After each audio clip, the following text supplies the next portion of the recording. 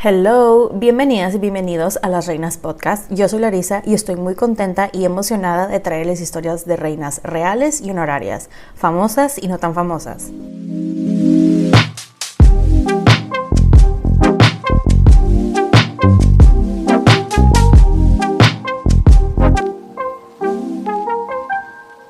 La primera mujer en ganar un premio Nobel, la única persona en ganarlo en dos campos científicos diferentes, una pionera para las mujeres en la ciencia. Esta es la historia de Marie Curie, parte 2. Ahora, antes de comenzar, ya saben, quiero hacer unas aclaraciones. La primera, no soy historiadora, solamente soy fan. La segunda, es probable que no vaya a pronunciar bien, algunos nombres de personas, ciudades, etc. Así que me disculpo de antemano.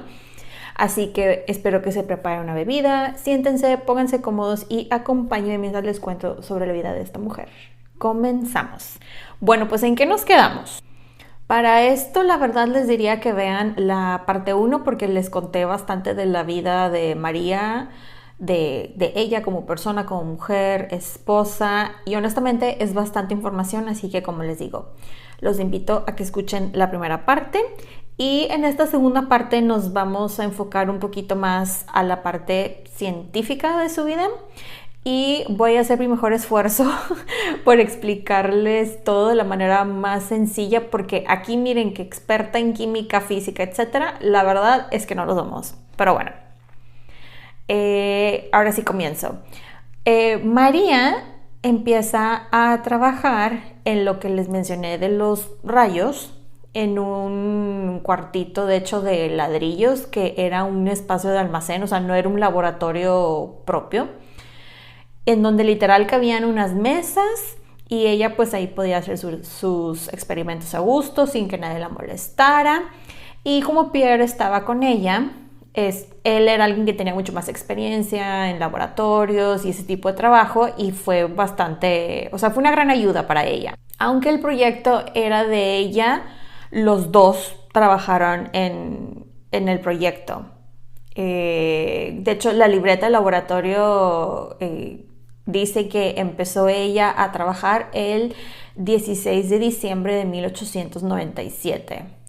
Que por cierto, paréntesis, yo siento que si María estuviera viva hoy en día, ella sería la típica chava, mujer que tendría su vida perfectamente ordenada, todo fríamente calculado, agendado, absolutamente todo, porque María anotaba absolutamente todo. Digo, la parte obvia de su trabajo y todo, porque pues todo eso se tiene que llevar un control, un registro, etcétera, pero ella tenía notas de cómo iba creciendo su hija semana por semana, hasta medidas de su cabeza, o sea, lo que iba comiendo, lo que gastaba la semana, que si la fruta, que si todo, absolutamente todo apuntaba a esa mujer. Yo sí siento que sería de esas, como les digo, que tendría de que su agenda Hobonichi y cuánta cosa y su junk journal, me da la impresión que sería una de esas personas, definitivamente.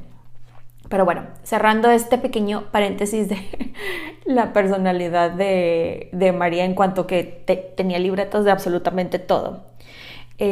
Durante este tiempo que estuvieron trabajando, tanto ella como Pierre llegaron a un método que ellos llamaron un nuevo método de análisis químico que estaba basado en radiación.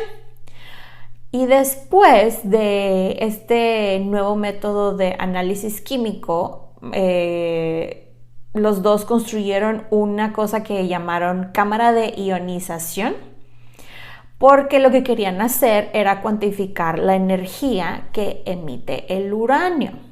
Y esta cámara de ionización la hicieron de hecho de cajas de madera, o sea, pero de las cajas de madera como las que se usan para la comida. Y estaba la caja y ponían unos discos de metal adentro con un pedazo de la sustancia muy delgadito en medio de esos dos platos metálicos, y primero los cargaban con energía. El primero lo cargaban con energía y el segundo que estaba arriba, una cosa así. Y básicamente si la sustancia en la placa fuera conductora a través del aire, la placa superior se cargaría y luego la velocidad con la que esto sucedía era relativa a la energía que emitía la sustancia y lograron medir este proceso y esto llevó a conclusiones pues bastante importantes.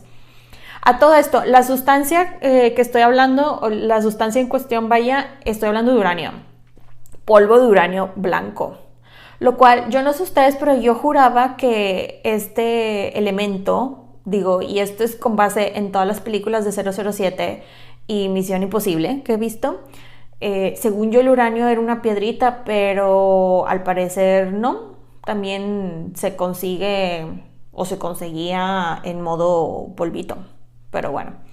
Y era relativamente fácil de conseguir, ¿eh? Lo obtuvieron de hecho por medio de un hombre llamado Henri Moissan. Era como el dealer de las piedritas, por llamarlo de esa manera. La cosa es que, bueno, ellos la verdad no tenían ni idea de lo peligroso que era esto, porque María literal hacía pruebas con uranio puro. Imagínense, uranio puro. Luego, en febrero de 1898, ella hace muchas pruebas con diferentes elementos y el 24 de febrero descubre que un mineral que se llama aesquinita, sí, así como suena, aesquinita, es un mineral de hecho que yo nunca había visto, si les soy franca, pero está curioso y bonito el mineral tiene un color azul muy bonito, muy parecido a la piedra lapislázuli, para que se den una idea. La cosa es que este mineral, aesquinita, contiene una sustancia llamada thorium o torio en español, que esta sustancia es más activa que el uranio y que la pechblenda, que la pechblenda es otra piedra, otro mineral, y la pechblenda de hecho es aún más activa que el uranio y la aesquinita. O sea, iban encontrando como niveles de actividad más activos que el uranio, perdón. Y con esto, María descubre que los rayos que Becquerel había llamado uránicos no eran una anomalía del uranio, sino que eran parte de otro fenómeno general que aún no tenía nombre ni explicación. Entonces, a este punto de la historia, a pesar de que le había ayudado a construir la cámara de ionización y cuánta cosa, el proyecto y la investigación prácticamente todo lo llevaba María, pero Pierre se da cuenta que estaba logrando cosas, estaba avanzando en la investigación y fue de que déjame pongo pausa lo que yo estoy haciendo, porque él estaba trabajando nuevamente en los cristales para poder ayudar a María en la investigación. Entonces, bueno, empiezan ya ahora sí ya a trabajar ya 24/7 juntos y María descubrió que podía reproducir artificialmente la calcita y que este mineral era un elemento más activo que el uranio. Entonces María estaba anotando todo lo que encontraba y junta todo y presenta su primer informe a la academia sobre sus hallazgos. Y la academia, por academia me refiero a la Academia de Ciencias, ellos, al igual que varios de sus colegas, fueron de que, wow, no sabíamos que la pechblenda y calcita son más activas que el uranio.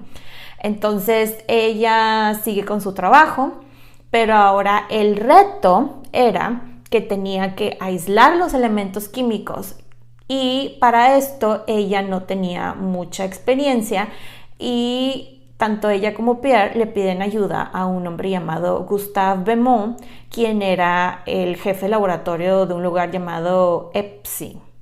La cosa es que probaron cosas que terminaron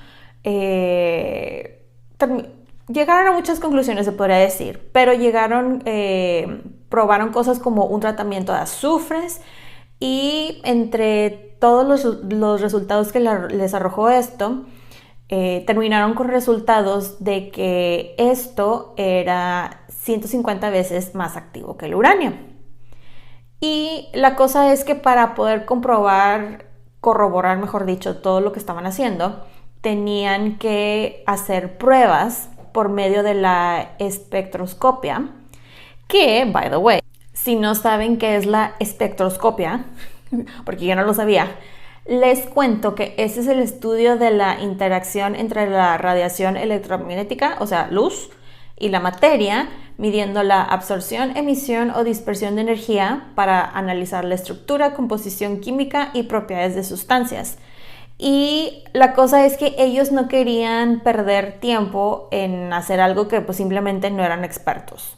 Y le hablaron al experto de espectroscopia del momento, quien era un hombre llamado Eugenio de Marseille. Y digo, y para no echarles mucho rollo, llega el señor de Marseille y pues se ponen a trabajar, hacen muchísimas pruebas. Algunas dieron los resultados que ellos estaban esperando, pero otras no, porque varias pruebas arrojaron que a ellos habían descubierto un nuevo elemento que María tenía en su libretita, las letras PO, que llamó polonium o polonio en español, en honor a su amada Polonia. Entonces ellos juntan nuevamente toda la información, la ponen por escrito, la presentan ante la academia y la gente y la comunidad científica estaba así de ¡ulala!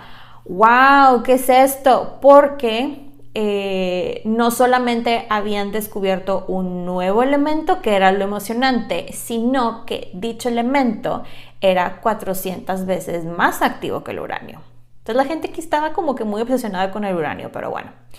Otra cosa muy importante que quiero mencionar es que el reporte que presentaron María y Pierre, había una nueva palabra o concepto que fue así como de que, como que la palabra del momento, y esta era radioactivo. Y de hecho ellos solo lo mencionaron en un enunciado en el trabajo escrito que presentaron, que era, y cito, sobre una nueva sustancia radioactiva contenida en la pechblenda.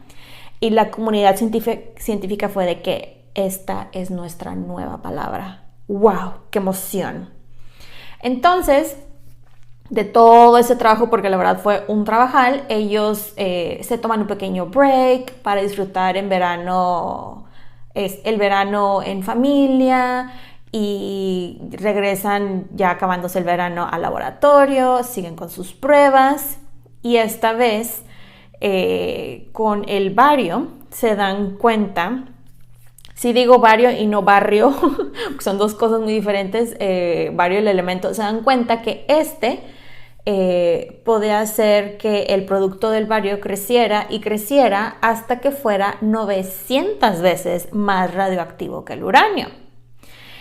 Y la cosa es que se dieron cuenta que esto que crearon, este producto, así lo llamaban ellos, no existía, o sea, no tenía un nombre.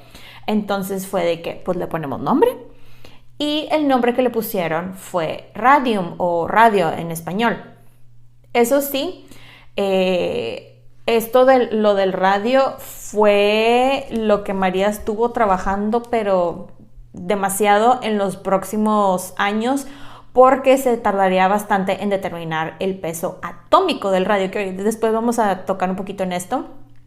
La cosa es de que llegan con lo del radio y todo esto. Entonces nuevamente los Currys llegan con su descubrimiento a la academia, y para julio de 1898 la academia de hecho le otorga a María un premio de 3.800 francos por su extenso trabajo sobre las propiedades magnéticas del acero, así como su trabajo sobre la radioactividad.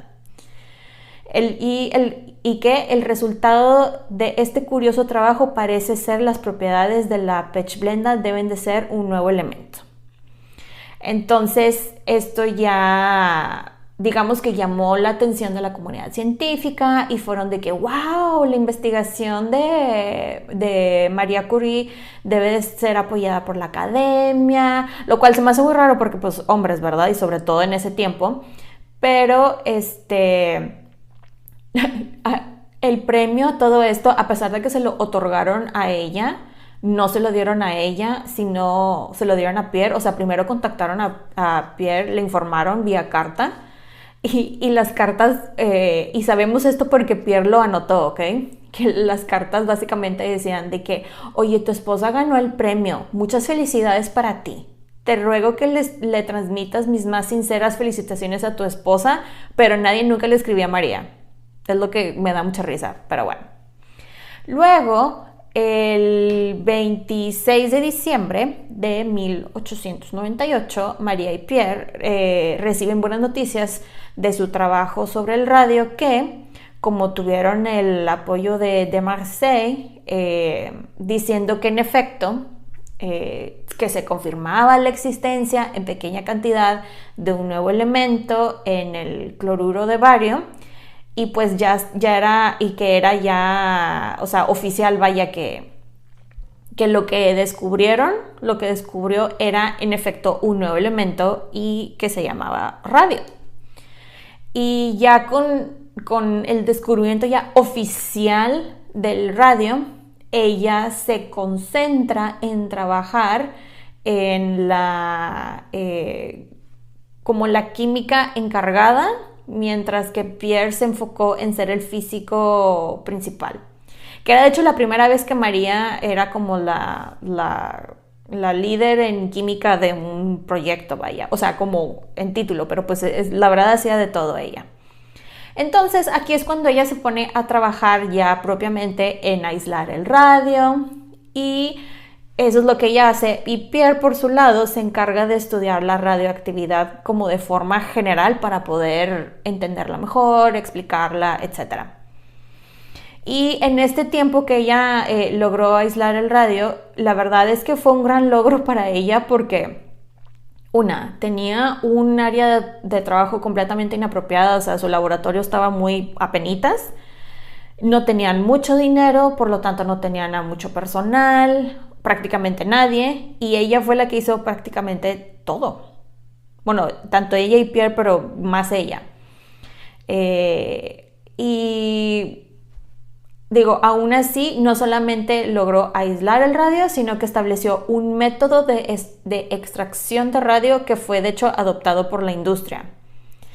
Y les cuento que María, ya ven que les conté en la primera parte que de los dos introvertidos, ella era como que la más social. Básicamente fue de que, pues mira, hay que socializar porque necesitamos ayuda, y la ayuda en específico que necesitaban era que les prestaran los laboratorios para ya tener mejores condiciones de trabajo, etc. Entonces fue de que pues empezaron a socializar un poquito más, así de, hola amiguitos científicos, ¿cómo andan? ¿Me prestan sus laboratorios o qué? Y pues lograron convencer, sobre todo María, a varios que les facilitaran cosas para su trabajo. Uno de ellos de hecho les prestó un hangar, y luego convenció a un geólogo austriaco que les ayudara a conseguir dinero mediante donaciones. Y de hecho con estas donaciones fue que pudieron comprar la merma de la pechblenda, que era lo que quedaba después de la extracción del uranio. Y de hecho mucha gente era de que, pero ¿por qué está comprando eso? O sea, eso no vale nada. Y María así de que, a mí me sirve, déjame en paz. Y eso pues, porque como era lo que sobraba, estaba a mucho mejor precio de lo que costaba el elemento como tal, ¿no? Entonces ella se ponía a cargar y mezclar todo con sus propias manos, que no les voy a mentir, yo mientras leía todo esto estaba así de que ella no sabe lo que va a pasar, lo que hace la exposición a la radiación, oh my god. Y la verdad fue algo que pensé en múltiples ocasiones, honestamente, no les voy a mentir, pero bueno. Continuando con la historia, María, de hecho, durante este tiempo anotó en su diario, y cito, estábamos completamente absortos en el nuevo campo que se abría ante nosotros, gracias a un descubrimiento tan inesperado, y éramos muy felices a pesar de las difíciles condiciones en las que trabajábamos. Pasábamos los días en el laboratorio, a menudo comiendo un sencillo almuerzo de estudiantes. Y por sencillo almuerzo de estudiantes, la mujer apenas comía de que manzanas, sandwichitos, cosas por el estilo, ¿ok? Y bueno, pasaron unos momentos algo tristes para ella, y ya que su hermana y el esposo se fueron de París y de hecho se mudaron a Polonia. Y ella extrañaba muchísimo a su hermana. De hecho, en las cartas decía, las cartas que todavía sobreviven, lo mucho que la extrañaba y que quería regresar a Polonia, pero pues que estaba muy feliz y que la hija estaba creciendo muy bien y que pues tenían salud y que estaba muy feliz porque tenía un esposo quien la adoraba y ella lo adoraba a él y cuánta cosa, ¿no? Y durante este tiempo, en sus experimentos, se dio cuenta de que en las pruebas había un radio concentrado que era luminoso. Y dijeron, pues vamos a probar esto de lo luminoso, ¿no? Y lo que hicieron era que se llevaban esos pedacitos de radio luminoso a diferentes partes para ver cómo se iluminaba. O sea, se llevaban material radioactivo así de, miren, así en lugares oscuros, y la gente así de que, wow, está increíble esta piedrita, y tipo así, ¿no? Y de hecho, de lo que ellos iban encontrando, o sea, de todo esto, o sea, hasta mandaron parte de las sustancias radioactivas por correo a sus amigos científicos. O sea, con decirles que hay cartas que sobreviven de científicos en Islandia, científicos en Inglaterra, etcétera, que les llegaban estas sustancias y que estaban fascinados por el descubrimiento y las propiedades y todo eso. Y literal les escribieron así de que esto brilla con ganas, muchas gracias. Y por lo mismo de que pues había mucha curiosidad acerca sobre la radioactividad y todo esto, bastantes científicos se acercaron a, digamos, como colaborar, pero ellos sí fueron de que, o sea, te agradezco, pero no. Digo, o sea, sí colaboraron con gente, pero fueron muy, muy contadas y muy específicas ocasiones, se podría decir. Contrataron a alguien para que les apoyara en el laboratorio, pero como les digo, o sea, cosas muy puntuales. Entonces, María se pone a escribir 2 ensayos sobre la actualización en esto de aislar el radio, y Pierre se pone a escribir sobre un artículo del efecto de un campo magnético en las emisiones de radio, y escribieron 3 artículos ellos en conjunto, de informes pioneros sobre la actividad inducida y sobre la carga eléctrica de los rayos del radio, etcétera, sobre eso. Luego, en 1900, el Congreso Internacional de Física en París los invitó a los dos a que presentaran sus hallazgos en la Exposición Universal de ese año de 1900, en donde se estaban reuniendo los científicos del mundo, que esto fue un super big deal para la época. O sea, imagínense, París, en aquellos tiempos la Torre Eiffel no tenía tanto tiempo, ya estábamos en modo que hay electricidad, entonces poco a poco se iba instalando y habían calles iluminadas, imagínense. O sea, la gente estaba así de que no puedo con la emoción de que están iluminadas las calles, ¿no? O sea, así. Y por lo mismo que les digo que se reunieron científicos de todas partes del mundo, muchos habían querido ir precisamente porque ellos fueron invitados y querían ver qué onda con eso de la radioactividad, que habían estado leyendo y cuánta cosa. Y cuando les digo de diferentes partes del mundo, o sea, llegó gente desde Japón e India, para que se den una idea. O sea, esta era la emoción de lo de la radioactividad. Pues llega el momento en que María y Pierre, los dos, exponen todos los hallazgos de las sustancias radioactivas. Una de las cosas que mencionaron fue que la radioactividad violaba la primera ley de la termodinámica, que si no se lo saben es que la energía puede ser convertida de una forma a otra, pero no puede ser creada ni destruida. Pero ellos en sus experimentos no vieron evidencia de conversión de energía, que el radio simplemente emitía energía sin pasar por un cambio y la comunidad científica estaba así de ¿qué? OMG. Porque esto, o sea, pónganse en la mente en el contexto de la época, lo único que se tenía hasta la fecha eran las leyes de Newton, que esto fue en el siglo XVII, y las leyes de electromagnética de James Clerk Maxwell a inicios del siglo XIX. Entonces fue así de que, ¿qué? O sea, no, estaban en shock, pero shock bien, vaya, así de que, y ya lo midieron y así, estaban muy emocionadas la comunidad científica. Digo, obviamente había sus debates y cuantas cosas, pero había bastante curiosidad y emoción.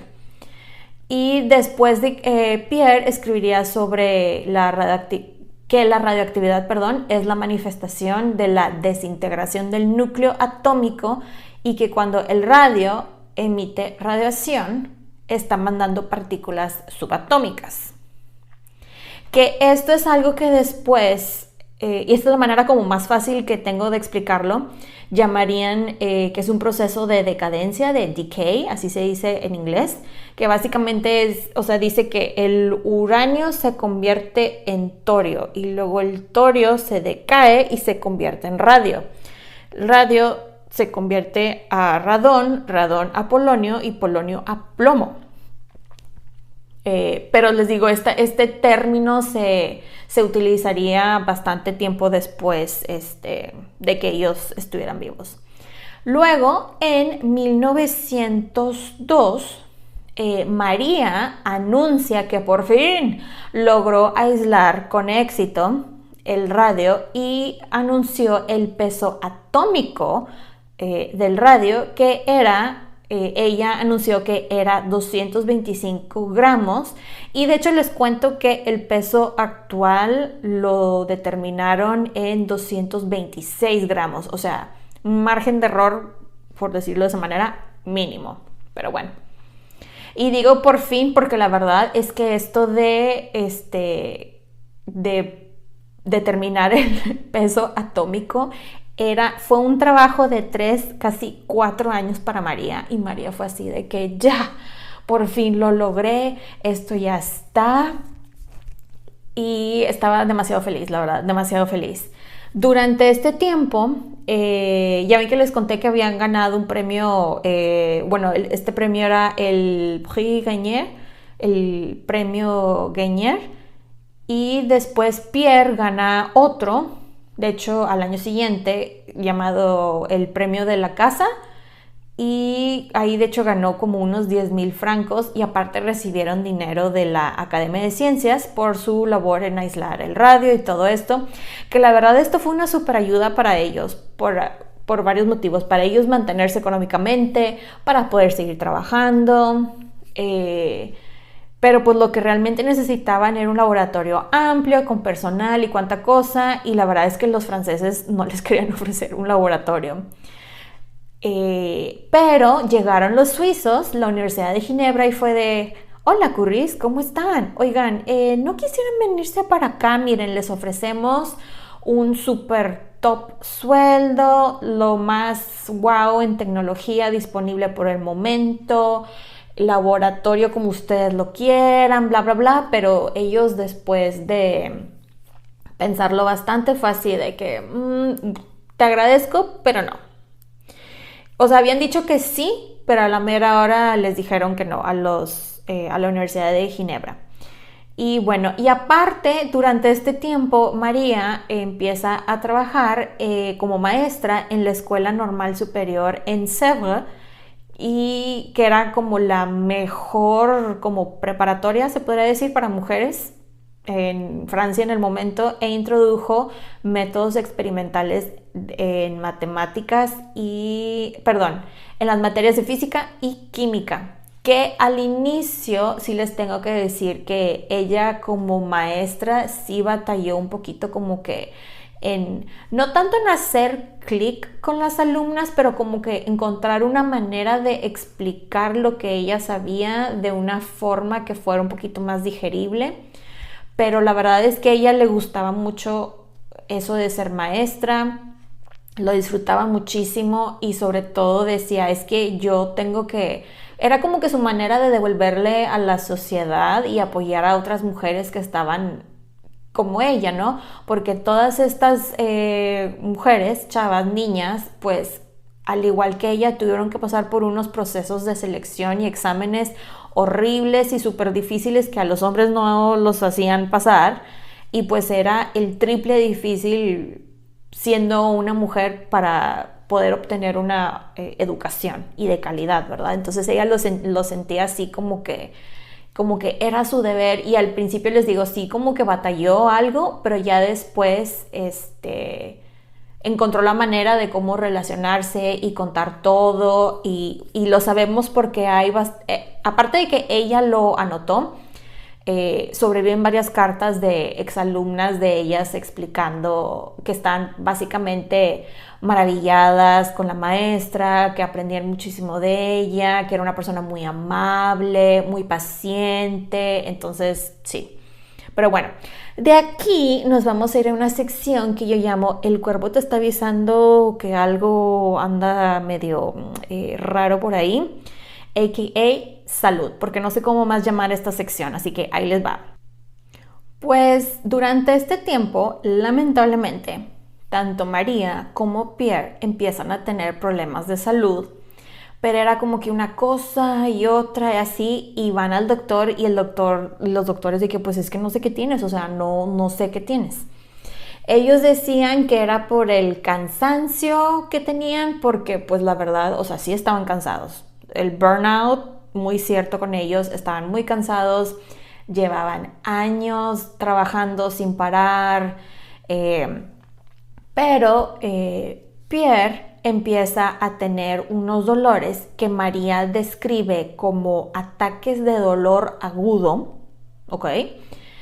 Y María empieza a bajar bastante de peso, que la gente le decía de que, oye, te estás viendo como que débil, y, o sea, se veía así como que gris, para que se den una idea, ¿ok? Y la verdad es que por lo que leí, María no tenía muy buenos hábitos, o sea, como de cuidarse ella, vaya. O sea, no era una de esas personas que se sentaba a comer y comía y se concentraba en comer así, sino que ella era de esas personas que le daba una mordida a un pedazo de pan y luego a las 2 horas regresaba y le daba 2 mordidas, no sé, de qué, a una pera y a la hora le daba una mordida otra vez al pan, o sea, cosas así, vaya. Entonces no se cuidaba mucho. Entonces eso, más el cansancio físico, más, pues ahorita van a ver. Entonces los amigos, pues viéndolos y preocupándose, porque los querían, eran de que, oigan, descansen, o sea, ahí va a estar el trabajo, relájense, disfruten de su vida familiar, disfruten a su hija, váyanse de vacaciones, dejen de pensar todo el tiempo en el trabajo, porque eso es algo que los dos hacían, para bien o para mal. Estaban tan como que enamorados de la ciencia que estaban muy obsesionados con lo que hacían, pero era porque realmente les encantaba y todo el tiempo estaban hablando de eso, incluso enfrente de su hija. Que la hija odiaba los laboratorios porque decía que estaban sus papás todo el tiempo, pero pues ya después verán que no odiaría tanto los laboratorios. Pero bueno, como les digo, estos estados de salud tenían que ver más con el hecho de que llevaban años expuestos a dosis masivas de radioactividad, pero bueno, estos no lo sabían aún. Después, Pierre empieza a tener heridas en la piel que se veían como quemaduras. Y otros científicos que estaban de hecho trabajando con materiales radioactivos, con los que él estaba en contacto, le comentaban que tenían como síntomas similares que las quemaduras. Uno de ellos en una carta escribió que las quemaduras que se dio de cuando el elemento le pegó en el brazo, se hacían unas heridas horribles básicamente, o sea, una como súper quemada, se les inflamaba y después la zona de esa zona se les ponía gris, imagínense. Y luego los dos empezaron a tener bastantes problemas con sus manos. En específico, las puntas de los dedos les dolían muchísimo y se les inflamaban y se les descarapelaban, imagínense. Y aquí es donde digo yo, ¿cómo la gente no conecta los puntitos? Pero bueno, varios de sus colegas se empiezan a dar cuenta que los animales que habían estado en el laboratorio expuestos a la radiación, a los días ya estaban todos muertos. Y como les digo, nadie aquí conectaba los puntitos así como que, oye, ¿y si los animales están muriendo, será que hay algo aquí que los está matando?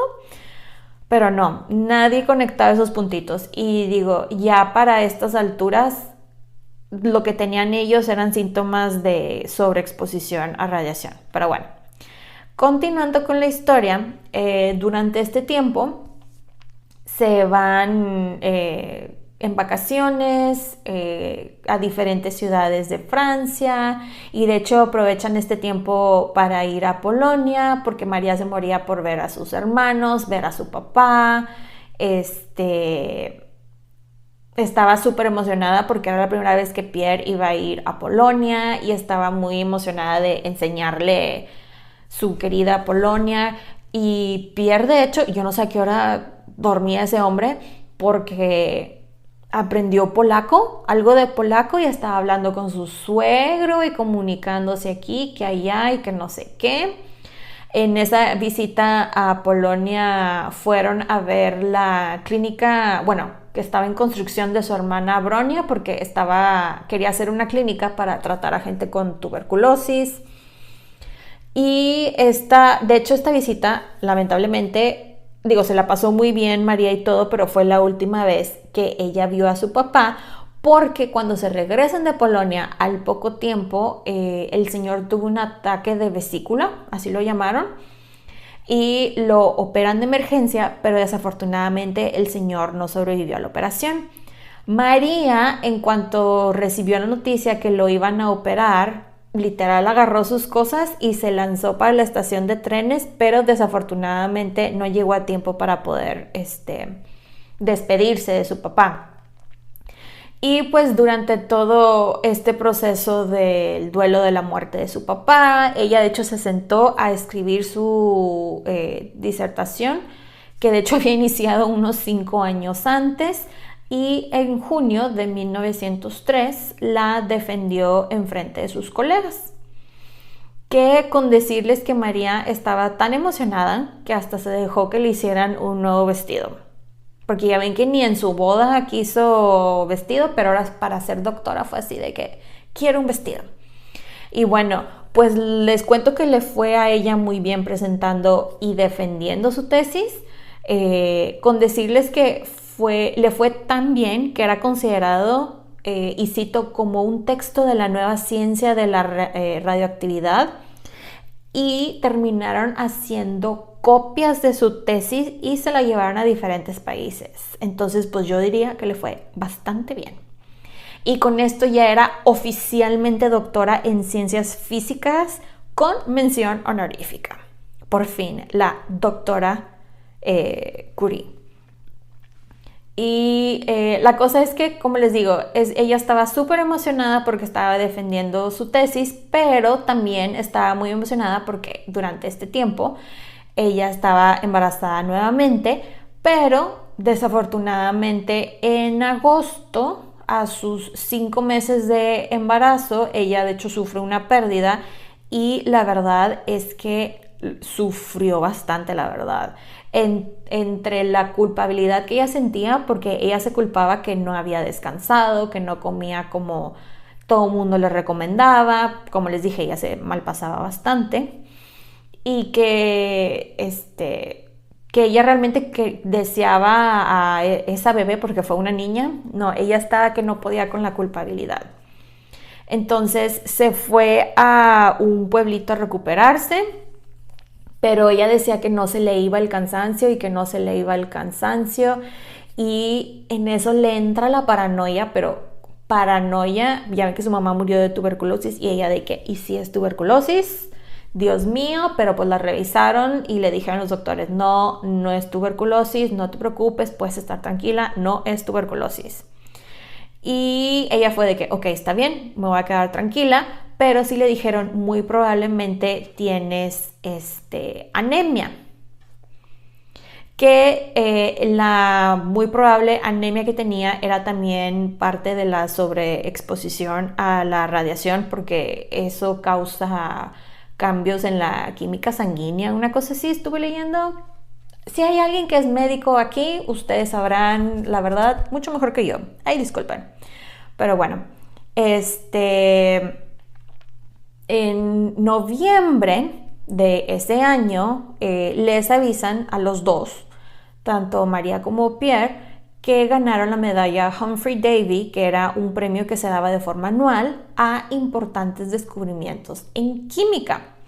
Y ellos de que pues muchísimas gracias, les agradecemos mucho este honor, y de hecho los habían invitado a recibirlo, fue en Reino Unido, porque el chiste era de que fueran y aceptaran el premio y que dieran un discurso y que pues platicaran con la comunidad científica en el Reino Unido, pero la verdad es que Pierre no quería porque no quería socializar, y María, la verdad, todavía no se recuperaba de la pérdida. Fue algo que, aparte del trauma mental, físicamente le costó bastante recuperarse, pues por lo mismo de la exposición de esa pérdida. Y luego, durante ese momento, llega una cartita de la Academia Suiza informándoles que ellos, en conjunto con Henri Becquerel, habían ganado el premio Nobel. De aquí nos vamos a ir a su era de trendsetter, porque así estoy llamando esta siguiente sección. Ok, aquí en esto del premio Nobel hubo un poco de drama, porque, bueno, bastante honestamente, porque no se lo querían dar a María. O sea, el premio era por lo que ella hizo y descubrió, pero no se lo querían dar porque era mujer. Y básicamente lo que pasó fue que varias personas la nominaron por el trabajo de la radioactividad.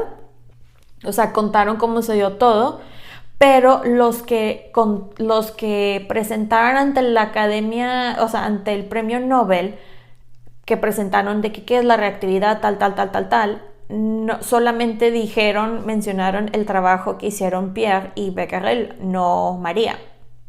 Entonces, bastante gente se quedó de que con cara de what the beep, así, porque sabían perfectamente que la que reportó el descubrimiento de polonio fue María, la que defendió su tesis y explicó cómo aisló el radio y midió el peso atómico del radio fue María, la que defendió su tesis y que se hicieron copias y se repartieron por diferentes países era la tesis de María. O sea, no había cómo no mencionarla porque era su trabajo, ¿no? Entonces, uno de los miembros de la Academia Sueca era un hombre bastante influyente. Y de hecho este señor llegó a apoyar a otras mujeres en diferentes campos de la ciencia, etc. Y él fue de que, a ver, ¿de qué están hablando?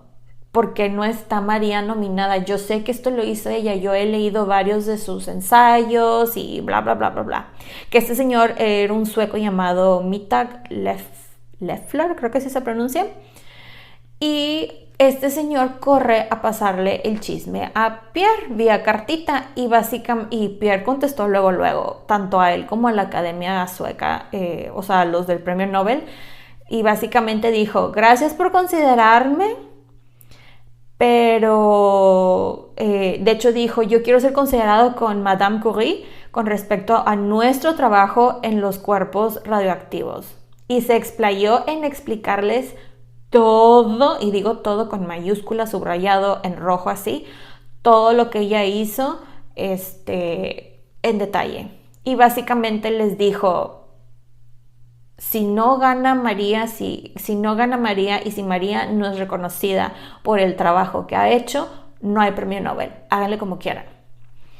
Entonces, al parecer, según esto, en aquel tiempo, ahorita desconozco cómo sea ese proceso, cuando se presentaba como que la nominación a los candidatos, una cosa así, tenían que varias personas como que presentar a las potenciales personas. Entonces alguien encontró como que una carta donde sí venía María mencionada y fue de que, bueno, sí está bien. Entonces terminan nominando a los 3 para el premio. Y deciden darles el premio por el trabajo en conjunto del fenómeno de radiación. Que ahí digo yo, ok, digo, con todo respeto, ¿verdad? Al trabajo de Becquerel, pero él hizo una partecita del trabajo. El resto fue de María y Pierre. Pero bueno, la cosa es que con esto María se convirtió en la primera mujer en recibir un premio Nobel, y de hecho fue la única mujer por muchos años, hasta que en 1935, adivinen quién se convirtió la segunda mujer en recibir un premio Nobel: su hija Irene. Entonces, qué padre, ¿no? Y qué honor que ella siguió con el legado de su mamá. Pero bueno, algo que sí les quería mencionar es que para cuando ganan el premio Nobel, María, por su salud, no podía hacer ese viaje. O sea, era un viaje muy largo. Como les dije, aún no se recuperaba de su pérdida, estaba sumamente débil y fue de que mira, estoy muy cansada, estoy muy débil y tengo que trabajar porque pues tengo que comer aquí en Francia. Así que te lo agradezco. Muchas gracias. Gracias por el honor y el premio y el reconocimiento y todo, pero no puedo ir para allá. Y esto de lo del premio Nobel, de hecho tenía muy poquito tiempo que existía, vaya, que se llevaba a cabo pues.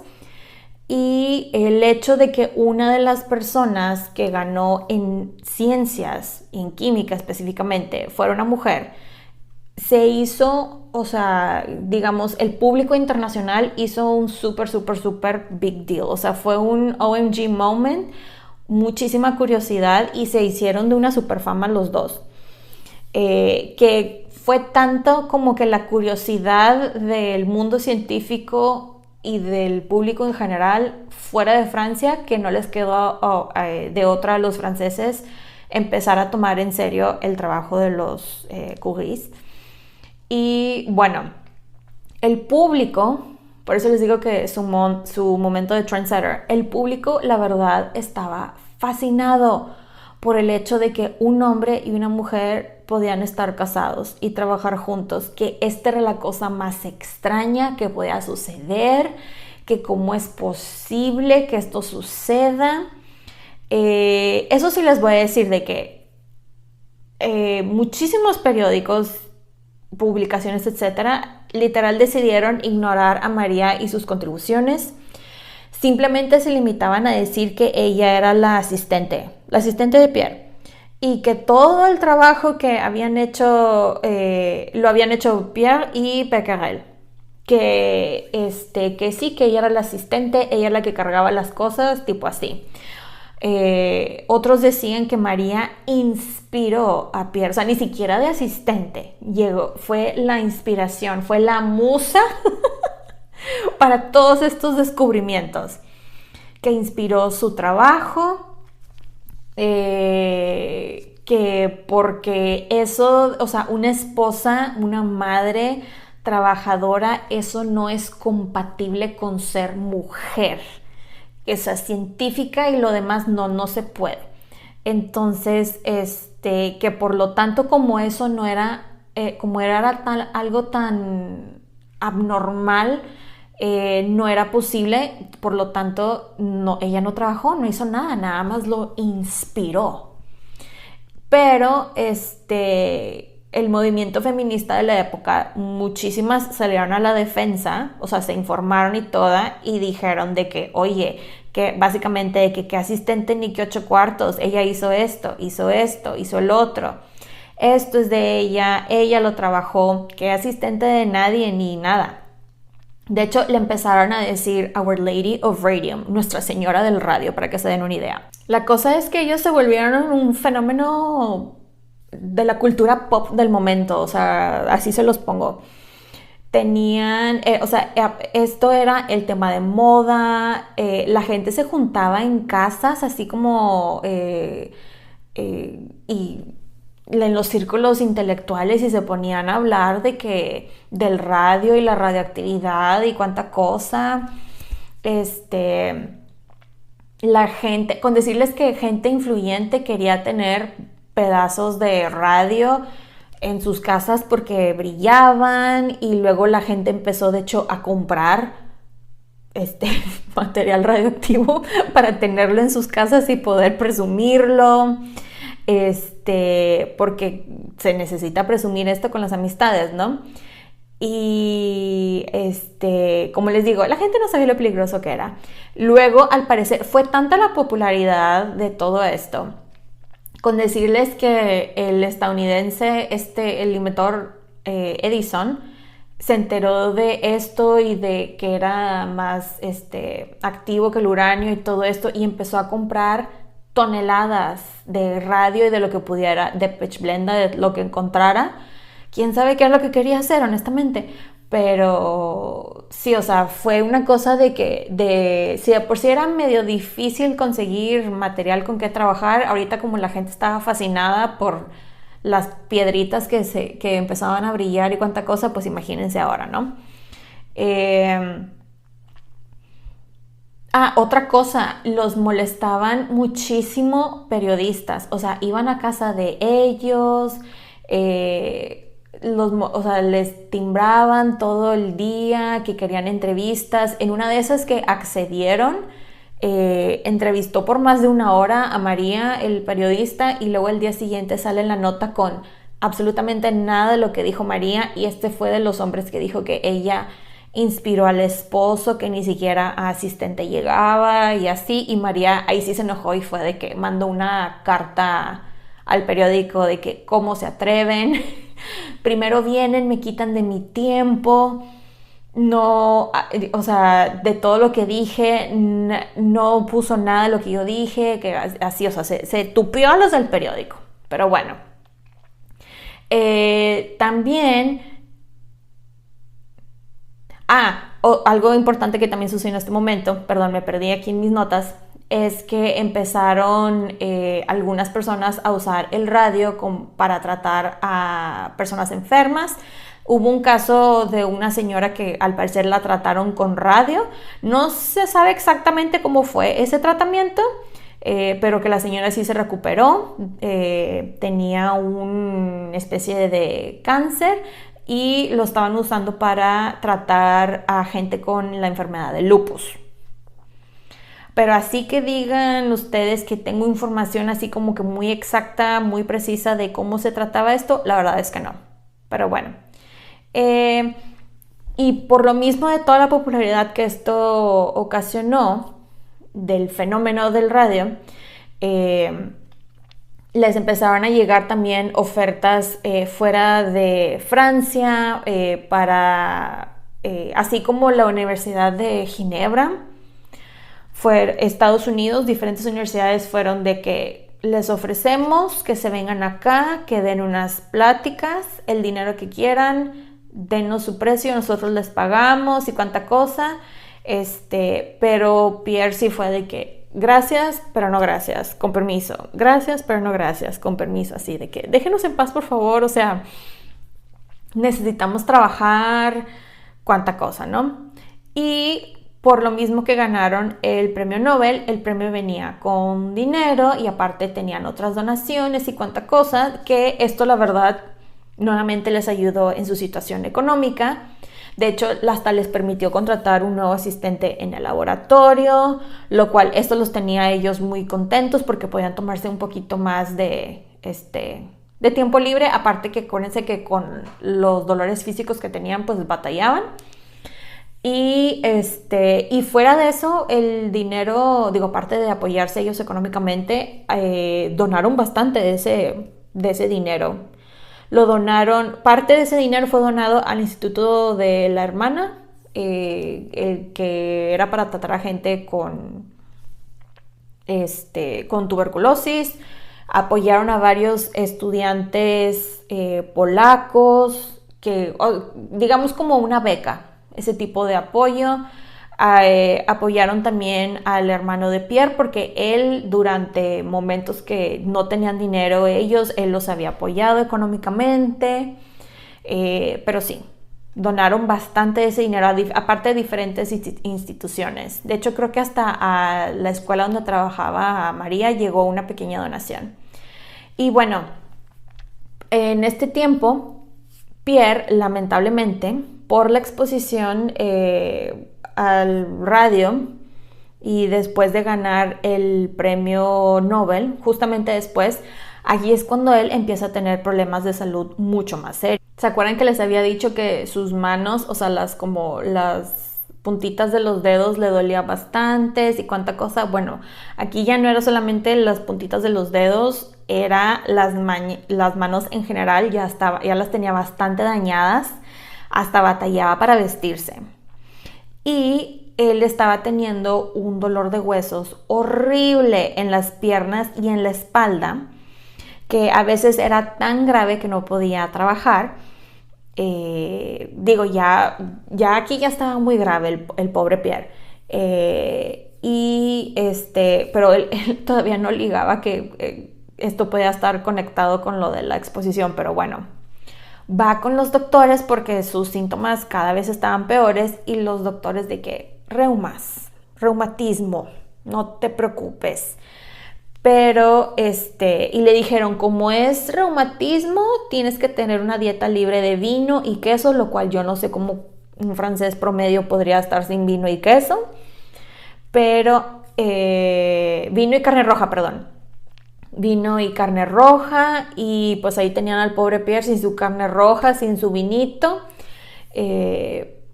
Pero bueno, y luego durante este tiempo, por alguna razón, y esto se me hizo muy curioso, por eso se los voy a compartir, Pierre se empieza a interesar bastante en las séances, se llaman en inglés como de esas como reuniones espirituales espiritistas, perdón, que estaban muy de moda en ese tiempo, que tenían una medium y cuánta cosa, que era una medium muy famosa en París, y de hecho se empieza a llevar a María, y María así de que, pero ¿por qué estamos aquí? O sea, porque María decía que era puro show, porque eran de esas reuniones espiritistas que se levantaba la mesa y así, ¿no? Pero sí, era una cosa muy curiosa, pero él como que se obsesionó. Yo creo que era para distraerse honestamente del dolor que tenía el pobre. Pero bueno, durante este tiempo que Pierre que lamentablemente va empeorando su salud, María se entera que está embarazada nuevamente y quería tomarse las cosas mucho más ligeras, quería cuidar de ella muy bien, quería comer muy bien y quería que pues este bebé que estaba esperando que llegara a término y estar lo más sana posible, ¿no? Y pues se van de vacaciones y cuánta cosa, María descansa y nace su segunda hija, a quien llamaron Eve Denise Curie el 6 de diciembre de 1904. Y esto sí se me hizo bastante interesante, María con Eve no tuvo depresión postparto, sino que tuvo una depresión que le dio durante el embarazo, que muchos expertos dicen que muy probablemente fue que estaba como demasiado paranoica con descansar y hacer las cosas bien y cuánta cosa, pero fue tanto lo agobiada que estaba María que su hermana Bronia tuvo que llegar de Polonia a ayudarla. O sea, ella genuinamente estaba mal. O sea, digamos que le dio una depresión preparto, por decirlo de esa manera. Pero sí, estaba mal la pobre. Pero bueno, ya en cuanto nació la niña, ya como que se tranquilizó. La niña, por todo lo que ella escribió, nació súper gordita, súper fuerte, Toda una guerrera, vaya. Y esta vez, como con su hija Irene, que se quedó sin leche y que ya estaba toda histérica, que la niña bajaba de peso y que no sé qué.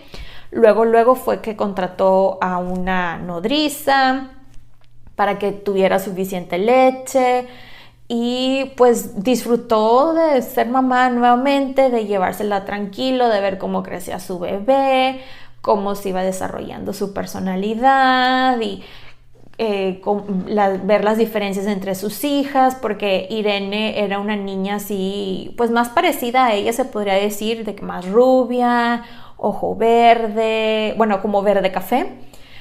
Y Eve no se parecía nada a ella. Eve era de cabello oscuro, prácticamente negro, y de ojos azules.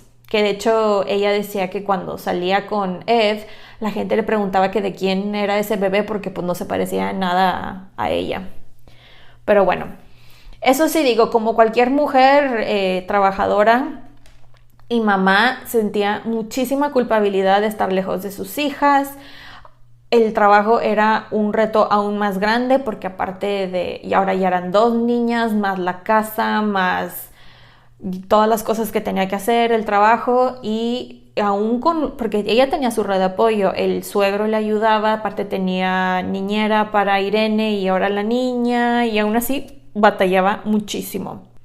Luego, también, de hecho, ese mismo año, en 1905, a inicios de año, Pierre, que ya estaba más recuperado, él y María, de hecho, se fueron a Suecia a dar ya de forma bastante atrasada el discurso obligatorio no obligatorio del premio Nobel.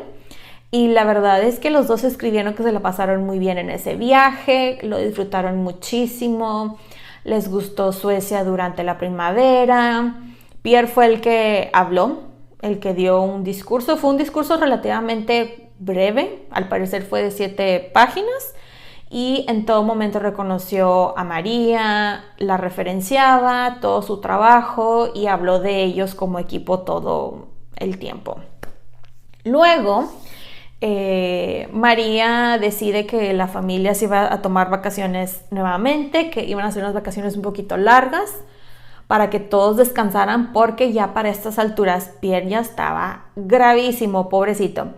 Y se fueron a varios pueblos, ciudades pequeñas al norte de Francia, ellos como familia. De hecho, la otra hermana de María llegó a visitarla, su hermana Elena, y se llevó a su hija.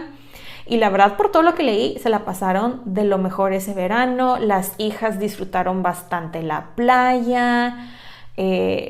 María quería que Pierre descansara y dentro de lo que cabe él descansó algo, pero lamentablemente los ataques de dolor del pobre de Pierre cada vez eran peores, eran más seguidos e intensos, y era al grado que no podía dormir. O sea, si podía dormir unas 2 horas por noche era muchísimo del dolor que tenía el pobre.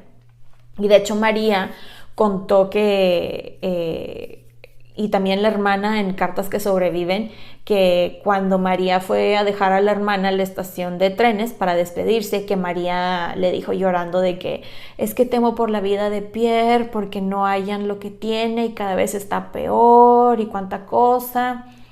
Y su hermana fue de que vas a ver que va a estar bien, tranquila, que no sé qué. Y pues bueno, se acaba el verano, se acaban las vacaciones, y pues regresan de vuelta a la realidad. Tanto María como Pierre regresan a los trabajos, a la rutina, ya saben, ¿no? Y Pierre, por su parte, con el dinero que habían ganado, de lo que se habían quedado, como les dije, estaban invirtiendo en contratar a personal, estaban viendo de conseguir equipo nuevo, y estaba supervisando lo que para que quedara bien el laboratorio de sus sueños, se podría decir. Y por sus sueños me refiero no solamente de él, sino de María también. Pues él sabía lo que necesitaban, ¿verdad? Y Él estaba tan enfocado en lo del laboratorio que de hecho hasta le escribió una carta a un amigo suyo de lo emocionado que estaba y del progreso del laboratorio y cuánta cosa. Y de hecho esta carta la escribió un sábado 14 de abril de 1906 y al parecer esta fue su última carta, ya que a los días de escribirla Pierre fallece. Y aquí es donde voy a dejar el episodio. Si quieren saber qué pasa el resto de la vida de María, esperen la parte 3. Espero que les haya gustado el episodio. Bye. Pueden encontrar los episodios de Las Reinas Podcast en diferentes plataformas como Spotify, YouTube, Apple Podcast y Amazon Music. Y también están mis diferentes redes sociales como @lasreinaspodcast para Facebook e Instagram y @lasreinaspod en Twitter. Recuerden suscribirse, darle like, activar la campanita para recibir notificaciones, descargar los episodios y compartirlos. Incluso pueden dejar su rating y review. Muchas gracias por escucharme y por apoyar a este podcast. Nos escuchamos en 2 semanas. Bye.